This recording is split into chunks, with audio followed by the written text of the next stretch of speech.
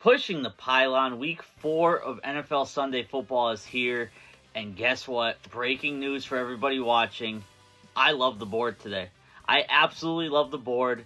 I have some great picks here for you that I want to share with you. Little under 500 last week, but over 500 on the year still.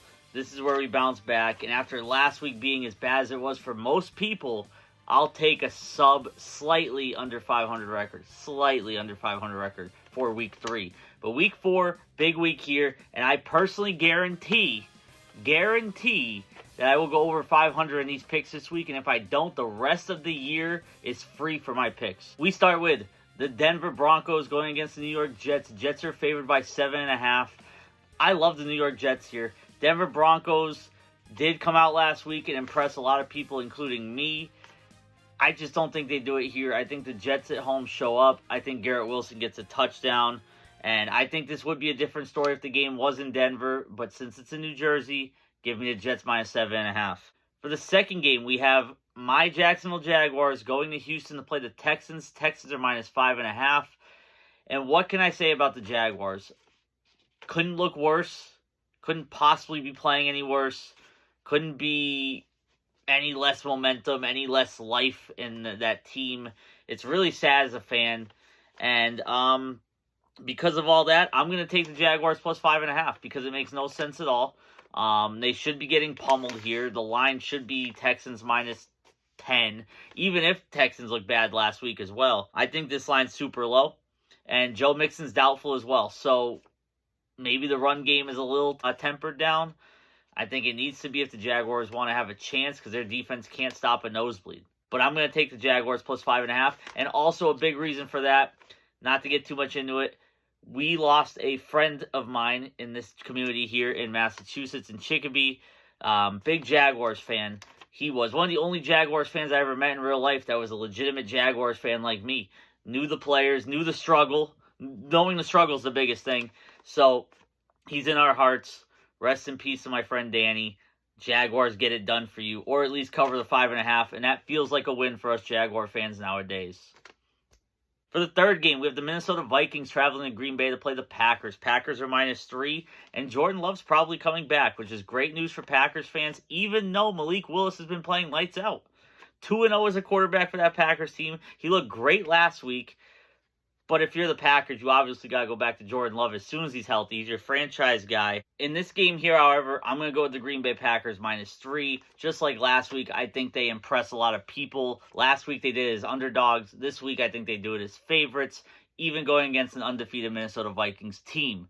I do think Sam Darnold throws an interception in this game. 8 quarterbacks, I think, are locks to throw interceptions on game day. And I will give you the 1 o'clock slate of those quarterbacks at the end of this video. Next, we have the New Orleans Saints traveling to Atlanta to play the Falcons. Falcons are minus 3, and the Falcons could have beat the Chiefs last week. Couple bad calls on their end, couple misfortunate plays. That fourth down play by Atlanta was rough. I don't know what that was. And the Saints, little back down to earth after last week, but I looked at this line, and I couldn't believe the Falcons were favorites. I might be in the minority on that. People I talked to said, oh yeah, the Falcons should be favorites. I don't see that. So I love the Saints here, which means give me the Falcons minus 3, because I love the Saints. And I'd assume more people love the Saints than just me. So Atlanta here is my pick. I'll be fading Public Logic, and keep that in mind for this next game. Philadelphia Eagles are traveling to Tampa Bay to play the Bucs. Eagles are minus 1. I automatically assumed in this game the Eagles would be heavy favorites. Maybe 5 points, maybe 6 points. And they're minus 1 against Tampa. Tampa at home here. I assumed Eagles are favorites. The public money seems to be all over Philadelphia. So you know what that means. When they zig, what do? We zag and take the Tampa Bay Bucs here. Plus 1. I think they win this football game, even though I think the Eagles are the better football team overall. Cincinnati Bengals minus 5 against the Carolina Panthers. I think this one is a trap waiting to happen. I think everybody and their mother and sister and brother and uncle and aunt and cousin and niece and nephew think the Bengals bounce back here, get their first win of the year finally against the Carolina Panthers.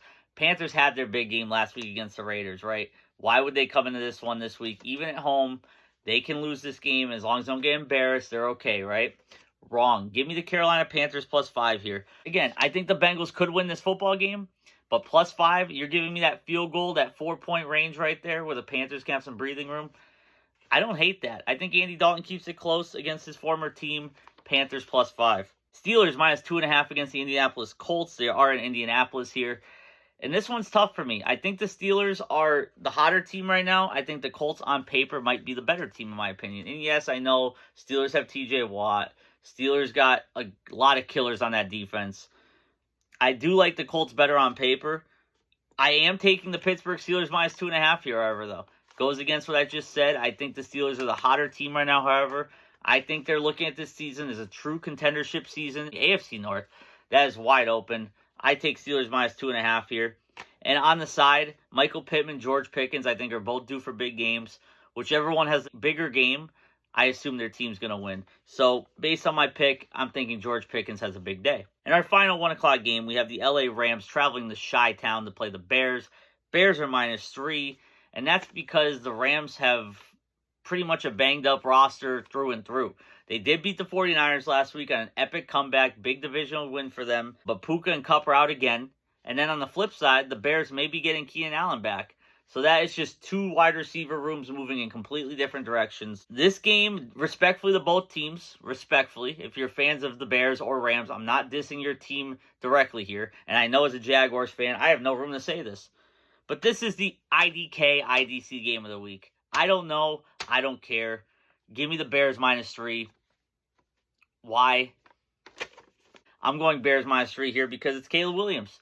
Little Caleb Williams hype. Keep the train going for all you haters to cut the hate about Caleb Williams. So those are our 1 o'clock games, like I said. Let me tell you the 1 o'clock quarterbacks I think are throwing interceptions. Bo Nix, Derek Carr, CJ Stroud, Jalen Hurts, Sam Darnold. I think all of those quarterbacks throw interceptions. And I got 3 more for the late games and the late afternoon games. Make sure you tune in around halftime of the 1 o'clock games to catch those picks. And until then, this has been Pushing the Pylon.